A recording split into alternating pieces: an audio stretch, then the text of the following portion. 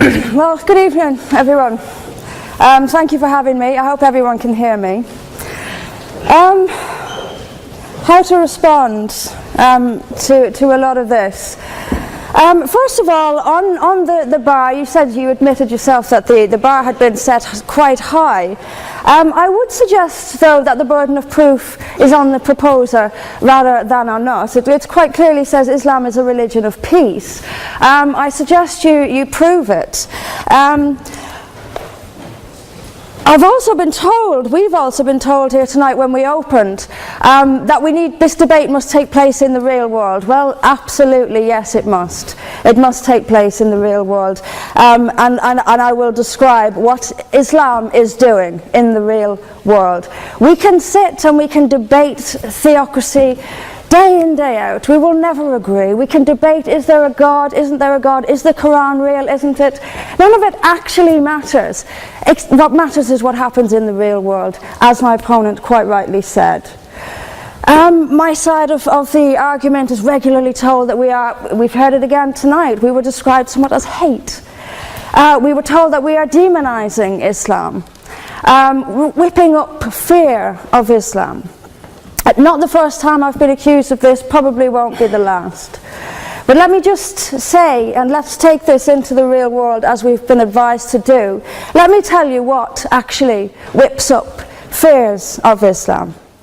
We take it from the top. 9/11, the London Underground bombings, Madrid, Mumbai, Mali, Bali, northern Nigeria, Sudan, Afghanistan, Saudi Arabia, Iran, Yemen, Pakistan, death for apostasy, death for blasphemy, death for adultery, death for homosexuality, gender segregation, gender discrimination, unequal testimony between men and women in legal proceedings, child marriage, amputations, beheadings, imprisonment for being raped, anti-Semitism, burqas, execution, as I've said, for this, that and the other, the slaughter of Theo van Gogh on the streets of Amsterdam, death threats on the streets of London, butcher those who insult Islam, Muslim patrols in East London telling people they are entering Sharia control zones, polygamous marriages, marriage not requiring the consent of the bride. This is what causes fear of Islam. It is not me, it is not my colleagues on this side. What information on that point? If Islam and Muslims are responsible for the Muslim patrols, I'm not finished. I'm not. No, I'm not. I mean, let me speak on. But the point is that it is not I or my fellow debaters on this side who are causing fear of Islam. It is the actions of Muslims that are causing fear of Islam. That is the real world. That is where we actually live. Then we'll be told that this is just the extreme fringe of Islam. Well, let me have a look at Saudi Arabia. Saudi Arabia is the birthplace of Islam, the custodian of its holy sites. In Saudi Arabia, a woman is not allowed to drive. She is not allowed to leave the house without a mahram. She is not allowed to vote, although they've been incredibly generous by allowing some votes in the next elections. This is apparently the extreme fringe of people are executed for blasphemy, executed for apostasy. In Saudi Arabia, the birthplace of Islam, we'll be told that's the extreme fringe of Islam. No, it is not. Calling Saudi Arabia the extreme fringe of Islam is like calling the Vatican the extreme fringe of Catholicism. Sorry, it just doesn't work. Then we'll be told that we've misunderstood. Violent Muslims have misunderstood. Saudi Arabia has misunderstood. Iran, which stones people to death for adultery, has misunderstood. Yemen, which marries children at the age of 9, has misunderstood. Has there ever been a more spectacularly misunderstood religion than Islam? It seems that these nations who apply it as their laws, nations which have the Quran as their constitution, innumerable nations, where there is no free speech, where there is no freedom of religion, they've all got it wrong. They've all got it wrong. It's quite a spectacularly misunderstood religion.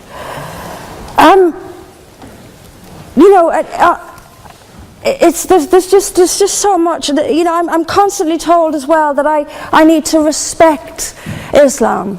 I'm never quite given a good enough reason why. I am under no greater obligation to respect Islam than I am any other beliefs. I'm under no more obligation to respect a woman oppressed in the name of Islam than if she is oppressed by the BNP or anyone else. I am under no obligation to make compromises with an ideology I simply don't see as peaceful. Why don't I see it as peaceful? Because of the evidence. If I look around the world and I see the countries where Islam calls the shots, all I see is brutality and violence imposed by the state. We were told that peace is not just the absence of violence but the presence of justice. Absolutely. I do not see how in a nation where, as the only woman here, I have some particular issues with the way women are treated in Islamic states. Now you can argue that they've got it wrong. Tell them that, because they seem to think that's what it is. Yes, I mean there's so much to say about it, but is there a peaceful Islam? Yes, there is. It's in the hearts of peaceful Muslims. Unfortunately, though, there's also a rather more objective Islam, and peaceful Muslims have to do some really rather creative interpretation, like the command to beat her. I've seen Muslim women. I didn't stand up for you. Well, I didn't. So if you could just have a bit. I knew this would happen. I knew this would happen, by the way. I knew this would happen. What I'm saying is completely controversial and will be booed and shouted down, and I have no doubt my colleagues the same. I knew this would happen. You say anything negative, you'll get the boos. I'm actually going to leave it there. But I will finish just by saying this. There are hundreds of millions of peaceful Muslims. That is a fact. But that does not mean that Islam itself is peaceful. Peaceful Muslims interpret verses of the Quran so almost beyond recognition. It's reinterpreted, like the command to beat her. It's there in the Quran, and I've seen Muslim women try to dance around it. They put words in there that simply aren't there. That's what it says. It says beat her. And in the countries where the Quran calls the shots, that is exactly what they do. This is not peace. This is not justice. Islam is not a religion of peace, as the evidence shows us. Thank you. Thank you very much, Mr. President. Ladies and gentlemen, good evening. Assalamu alaikum. Lovely to see you all here tonight. We are having a very entertaining night, are we not, with some very interesting things being said from the other side of the house tonight. Let me begin by saying, as a Muslim, as a representative of Islam, I would consider myself an ambassador for Islam, a believer in Islam, a follower of Islam and its Prophet. So in that capacity, let me begin by apologizing to Anne-Marie for the Bali bombings. I apologize for the role of my religion and me and my people, for the killing of Theo van Gogh, for 7/7. Yes, that was all of us. That was Islam, that was Muslims, that was the Quran. I mean, astonishing claims to make in the very first speech tonight, on a day like today, where the Conservative Prime Minister of the United Kingdom is having to come out and point out that these kind of views are anathema. And I believe you're trying to stand for the Labour Party to become an MP in Brighton. If you do, and you make these comments, I'm guessing you'll have the whip withdrawn from you, but then again, UKIP's on the rise, they'll take you, the BNP, they might have something to say about your views. This is what Mehdi Hassan always does. By the way, just on a factual point, since we heard a lot about the second speaker, about how backward we Muslims all are, on a factual point, you said that Islam was born in Saudi Arabia. Islam was born in 610 AD. Saudi Arabia was born in 1932 AD. So you were only 1,322 years off. Not bad? Not bad start there. Talking of maths, by the way, a man named Al-Qawa was one of the greatest mathematicians of all time, a Muslim, worked in the golden age of Islam. He's the guy who came up with not just algebra, but algorithms. Without algorithms, you wouldn't have laptops. Without laptops, Daniel Johnson tonight wouldn't have been able to print out his speech in which he came to berate us Muslims for holding back the advance and intellectual achievements of the West, which all happened without any contribution from anyone else other than the Judeo-Christian people of Europe. In fact, Daniel David Levering, the author of the Pulitzer Prize-winning historian and author of The Golden Crucible, points out that there would be no Renaissance, there would be no Reformation in Europe without the role played by Ibn Sina and Ibn Rushd and some of the great Muslim theologians, philosophers, scientists in bringing Greek texts to Europe. As for this being our university, I will leave that to the imagination as to who is our and who is there. I studied here too. An astonishing set of speeches so far making this case tonight. A mixture of just cherry-picked quotes, facts and figures, self-serving, selective, a farrago of distortions, misrepresentations, misinterpretations, misquotations. Daniel talked about my article in the New Statesman, which got me a lot of flack, where I talked about the anti-Semitism that is prevalent in some parts of the Muslim community, which indeed it is. Of course, I didn't say in that piece that it was caused by the religion of Islam. In fact, modern anti-Semitism in the Middle East was imported from, finish the sentence, Christian, Judeo-Christian Europe, where I believe some certainly bad things happened to the Jewish people. In fact, Tom Friedman, Jewish-American columnist in the New York Times, told me in this very chamber last week that he believed, had Muslims been running Europe in the 1940s, 6 million extra Jews would still be alive today. So I'm not going to take lessons in anti-Semitism from someone who's here to defend the Judeo-Christian values of a continent that murdered 6 million Jews. Moving swiftly on. Yes. You're doing exactly what. Absolutely. Well, I'm about to make that point. No, I'm about to make that point. You're right. I agree with you 110%. That is my point. I don't think Europe is evil or bad. I'm a very proud European. I don't want to judge Europe on that basis, but if we're going to play this gutter game where we pull out the Bali bombing and we pull out examples of anti-Semitism in the Islamic community, then of course I'm going to come back and say, well, hold on. I mean, look, let's be very clear. Daniel here was a last-minute replacement for Douglas Murray, who had to pull out. And Douglas and I have a well-documented differences, but to be fair to Douglas, as to be fair to Anne-Marie and to Peter, Atheists see all religions as evil, violent, threatening. What the problem I have with Daniel's speech is that Daniel comes here to run this robust defense of Christianity, forgetting that his fellow Christians, people who said they were acting in the name of Jesus, gave us the Crusades, the Spanish Inquisition, the anti-Jewish pogroms, European colonialism in Africa and Asia, the Lord's Resistance Army in Uganda, not to mention countless arson and bomb attacks on abortion clinics in the United States of America to this very day. I would like a little bit of humility from Daniel first before he begins lecturing other communities and other faiths on violence, terror and intolerance. But, no thank you. Some water. But I would say this, to address the gentleman's very valid point here, I'm not going to play that game. I don't actually believe that Christianity is a religion of violence and hate because of what the LRA does in Uganda or what Crusaders did to Jews and Muslims in Jerusalem when they took back the city in the 12th or 13th or whatever century it was. I believe that Christianity, like Islam, like pretty much every mainstream religion, is based on love and compassion and faith. I do follow a religion in which 113 out of the 114 chapters of the Quran begins by introducing the God of Islam as a God of mercy and compassion. I would not have it any other way. I don't follow a religion which introduces my God to me as a God of war, as some kind of Greek God of wrath, as a God of hate and injustice. Not at all. As Adam pointed out, you go through the Quran and you see the mercy and the love and the justice. And yes, you have verses that refer to warfare and violence. Of course it does. This is not a motion about pacifism. I'm not here to argue that Islam is a pacifistic faith. It is not.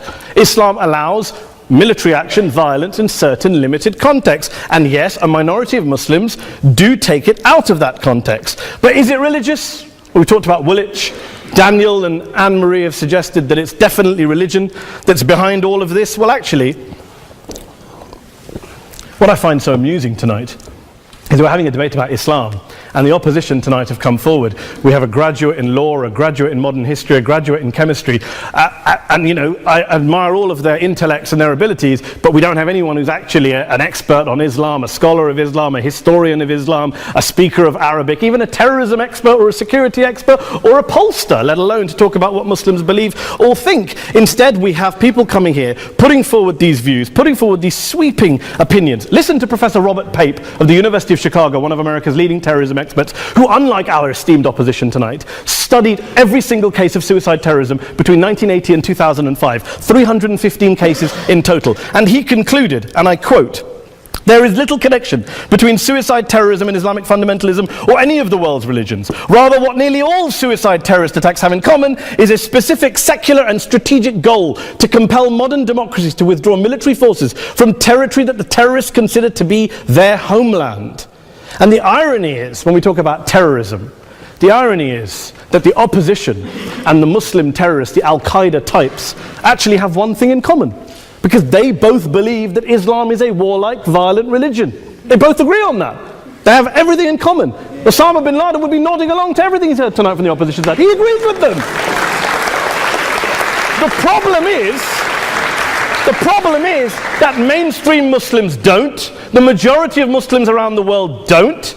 In fact, a gentleman here started quoting all sorts of polls. Gallup carried out the biggest poll of Muslims around the world, of 50,000 Muslims in 35 countries. 93% of Muslims rejected 9/11 and suicide attacks. And of the 7% who didn't, they all, when polled and focus grouped, cited political reasons for their support for violence, not religious reasons. And as for Islamic scholars and what they say, well, Daniel talks about our University of Oxford. We'll go down to Oxford Centre for Islamic Studies, get hold of a man named Sheikh Afifi al-Akiti, who is a massively well-credentialed and well-respected Islamic scholar, who has studied across the world, who in the days after 7/7 published a fatwa denouncing terrorism in the name of Islam, calling for the protection of all non-combatants at all times, and describing suicide bombings as an innovation with no basis in Islamic law. Go and listen to Sheikh Tahir al-Qadri, one of Pakistan's most famous Islamic scholars, who published a 600-page fatwa condemning the killing of all innocents and all suicide bombings unconditionally without any ifs or buts.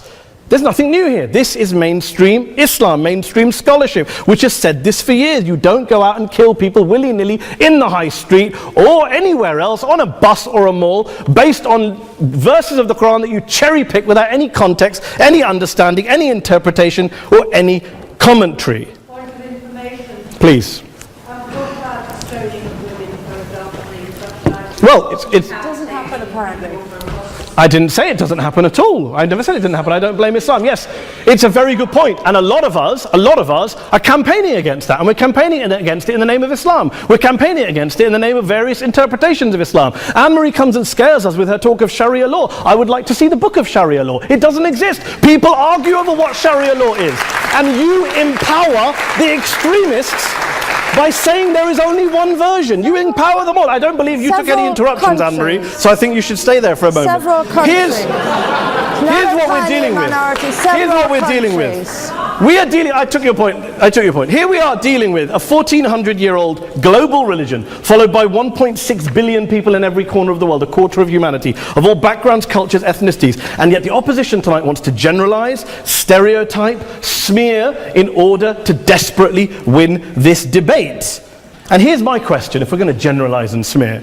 If, okay, people say yesterday's bombers, and we've got to be careful, there's a trial going on, were yesterday's attackers, motivated by Islam? Big debate. I don't believe they were. Let's say they were. Let's say Faisal Shahzad, the Times Square bomber, was motivated by Islam. Let's assume, for sake of argument, that Richard Reeves, the shoe bomber, was motivated by Islam.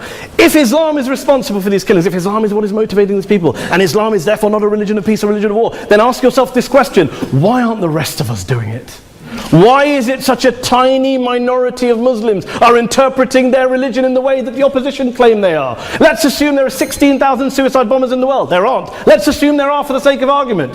That's 0.001% of the Muslim population globally. What about the other 99.99% of Muslims who the opposition tonight either ignore or smear? The reality is that the rest of us aren't blowing ourselves up tonight. The reality is that the opposition came here tonight not worried about the fact that me and Adam might pull open our jackets and blow ourselves up tonight because we're followers of a warlike warrior religion which wants to take over Europe and Daniel's university. The issue is this.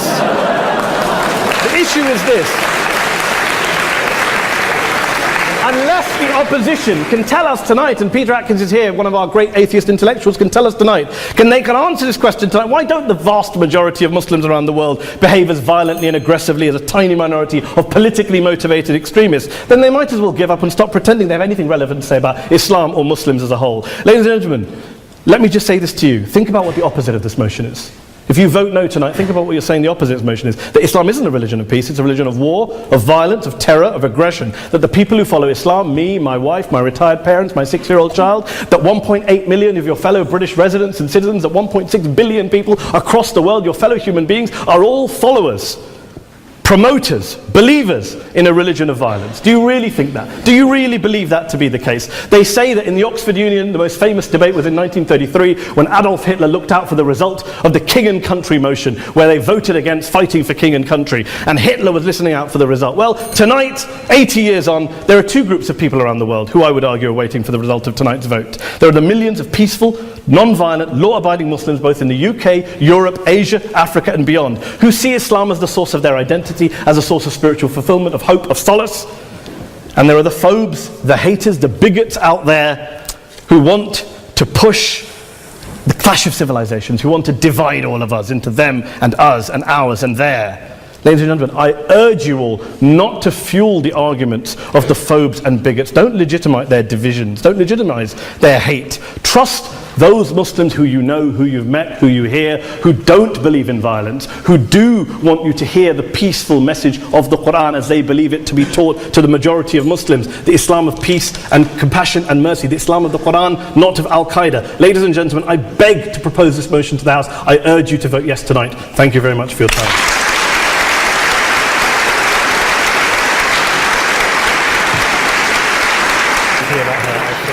In it, as good men will find anywhere. But we, through examples of the behavior that Islam inspires and often condones, and by seeking to show that Islam has an intrinsic fault, long for Islam 2.0.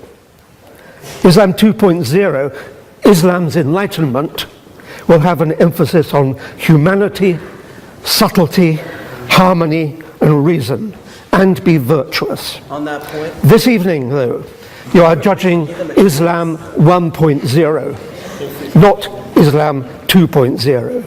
By opposing the motion, you will be encouraging the emergence of what most of humanity really longs for, but for which does not yet exist. Please, for the sake of humanity, oppose.